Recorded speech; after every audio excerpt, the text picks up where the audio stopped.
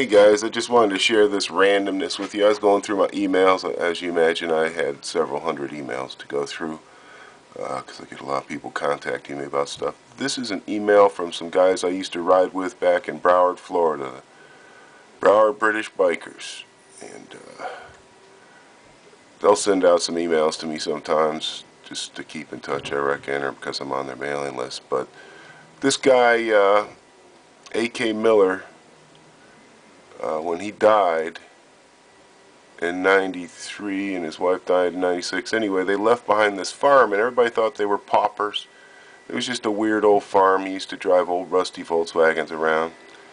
And so the IRS came in to, audit the thing for, to auction it off and pay off back taxes and stuff, because the guy was a real tax evader. He just hated paying taxes, and he was pretty much hiding from everybody on this little farm. Anyway, they found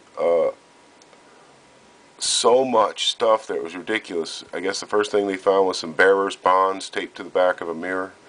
And so then they decided to start looking around, and they found that this guy had gold and silver stashed all over the farm, hidden everywhere.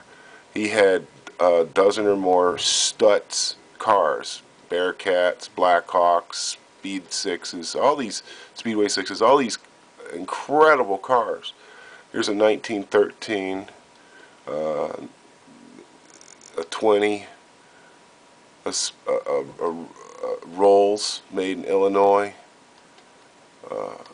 1921's Bearcat, factory spares. The guy, when Stutz went out of business, he bought all the spares. He was incredibly rich, but everybody thought he was a pauper. And so he never enjoyed any of these cars. He bought them, wrapped them in burlap, and hid them in old shacks. Very strange. Beautiful, beautiful cars from history here, huh? I know this is old news. I'm sure this happened back in the 90s, but I never heard of it. But this is just a trip. Car after car after car, all really original and ready for restoration. And he had, when they auctioned it all off, they got about $2 million at auction, $1 million in gold, and $75,000 in silver, and $400,000 in stock. Now, how's that for your random weird thing for the day, guys? So you're going to do that? You're going to go buy a bunch of cars and stash them in under burlap in an old shack instead of driving them? Not me, man. I'd be driving those puppies. So I'm hoping that all y'all had a great Christmas. I'm sorry I wasn't able to bombard you with my usual slew of videos. This camera here has died, and when I try to turn it on, it goes through a lot of gyrations. Sometimes it does that.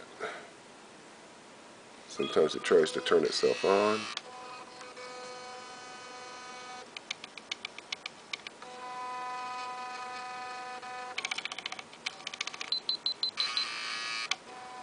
Yeah, it's quite a little dance. It does a little dance, a bit of death with death dance of the Canon SD4500 IS. So much for high-def video, huh? That would be it. So it's done. And I don't have a card reader, so there are some videos that I took with the camera when I went on vacation before it died, but I can't get it to do anything.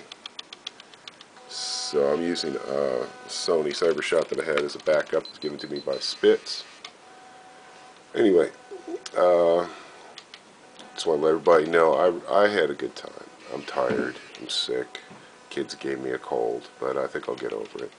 And especially with a little help from this Rinka vodka here from Joe Man 160.